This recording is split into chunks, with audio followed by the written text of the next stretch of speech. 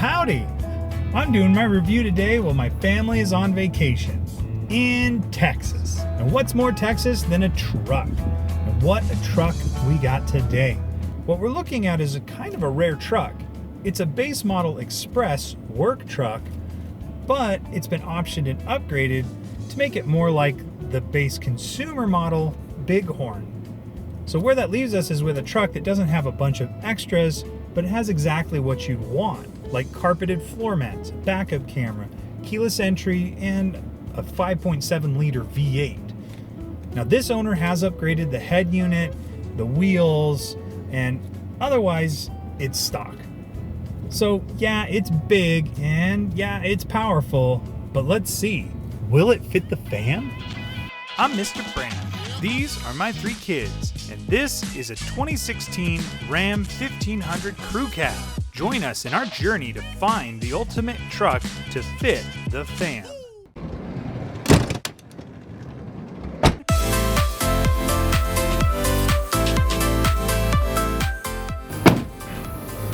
So in the Ram 1500 Crew Cab, when I put the infant seat back there, I really didn't have to change my driving position at all. In fact, I didn't even adjust my seat from when I first drove this truck. That being said, there is a model, the Quad Cab, that still allows you to independently open that rear door. It's about 4 inches shorter. So in that model, you're definitely gonna be more cramped, but this is a big truck.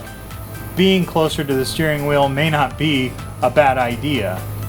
Now, we like to put our infant in the center. Now, as you can see, me, even with my lanky arms, I have an issue getting a child into the center without having to bend over or get into the truck. The real issue is getting the infant seat out.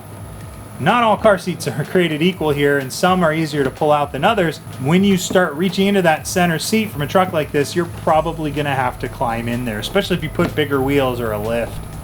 So, I'm sorry to say this from Texas, but listen, it may be an option to get a smaller car until your child's in a forward-facing car seat. So as I said, from the driver's side, I really don't notice that there's an infant seat in this truck. Something to consider though is if your infant is behind the driver and you're sitting in the passenger seat, this is a big truck. You're probably not going to be able to reach them all the way on the opposite side of the truck. So you have to place your child where you're comfortable.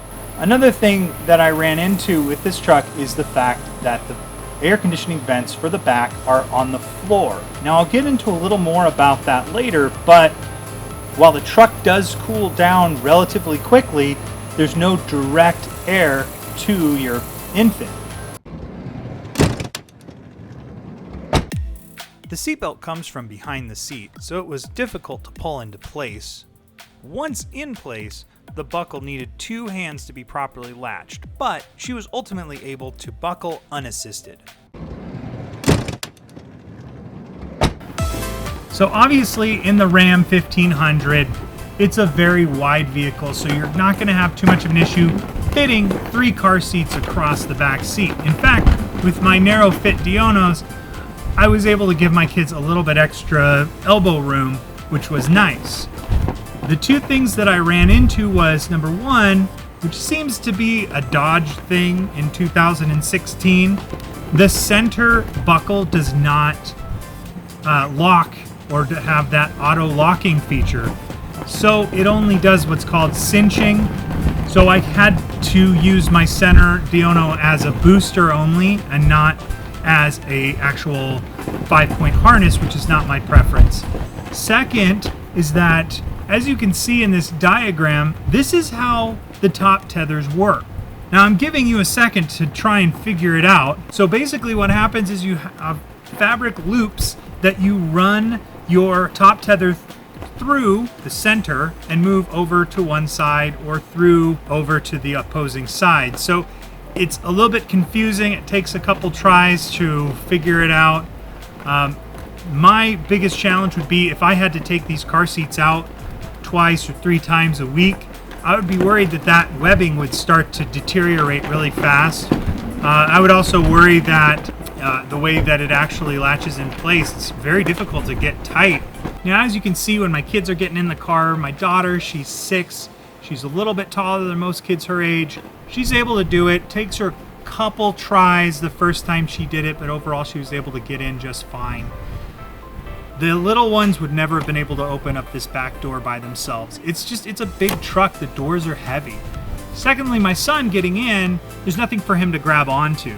If you didn't have steps on a truck like this, or if you were even lifted a little, you're going to end up having to lift your kids into the back seat every single time you get into this car.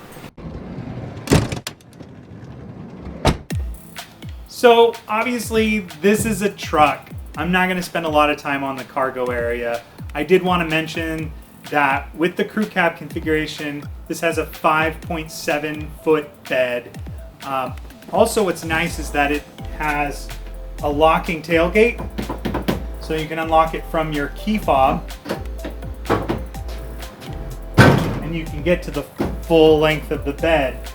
Now, it's nice, especially if you have like a tonneau cover or something, you don't have to worry about locking your tailgate or people getting in. It doesn't have soft close, so it's a little heavy. The other thing I like is that it has this rear backup camera in the tailgate.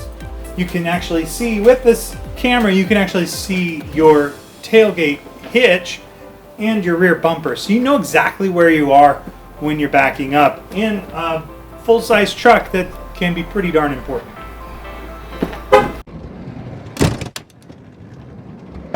This Ram 1500 had me wondering if I'd really be able to install 3 car seats across the back based on the shape of the rear bench. And, well, I was able to sit all 3 on that bench. Unless you can use latch or your child's in a booster, I don't know that I could suggest this vehicle for somebody who needs car seats in multiple positions.